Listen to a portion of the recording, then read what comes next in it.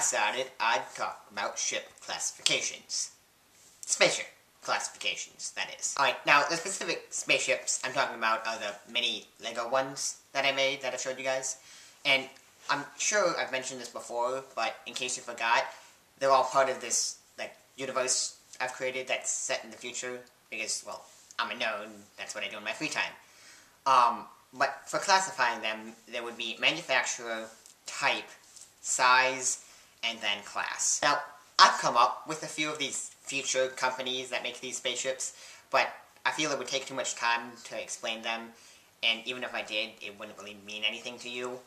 So, basically what these would be like is like Ford, or Chevy, or Hyundai, you know, the company that makes them. As for types, I've come up with 5. There is freighter, which carries any non-organic freight, you know, minerals for the most part. Tanker, which carries liquids. It also carries what would be gases at room temperature, but they're super compressed, so they become liquids. There's also then passenger, which, you know, is passenger, it's kind of self-explanatory. Carrier, which is a warship, and it carries, it's like the aircraft carrier of now, except in space. You know, carries all these fighters. And then we have Battleship, which is obviously another warship, and kind of similar to the real-life Battleship. It's pretty much just a ship that is loaded with guns. Next, we have size, and this is split up into small, medium, and large. And these aren't so much dependent on the actual size as more of the crew required. Like, for example, the small is more of a personal craft. It's like, only needs room for like a pilot. It's pretty much just a cockpit, like a chair, and that's about it. No room to really move around. It's got like 1 or maybe 2 people if you've got a co-pilot. Like, for example, this would be like the X-Wing, or if you don't really know Star Wars, which you should, by the way, like a regular fighter jet.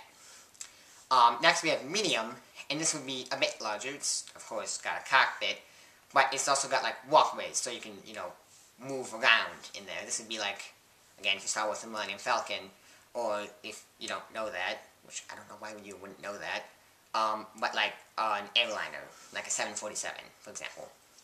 Next we have large, and this is definitely much bigger. Like the X-Wing and Millennium Falcon are fairly similar in size. The large would be like a Star Destroyer. That's much bigger.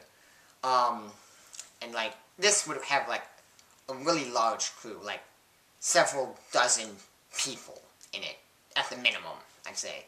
Very large crew.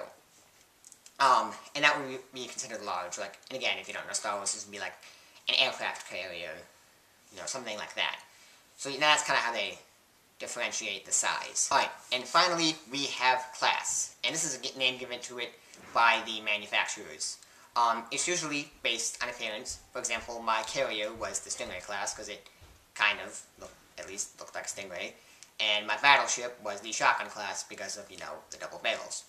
But it could also be based off of a unique feature, like if it had a special warp drive or different armor plating, it could be named after that. But this is just something that the manufacturers name it to, you know, make it special so you can differentiate from something else.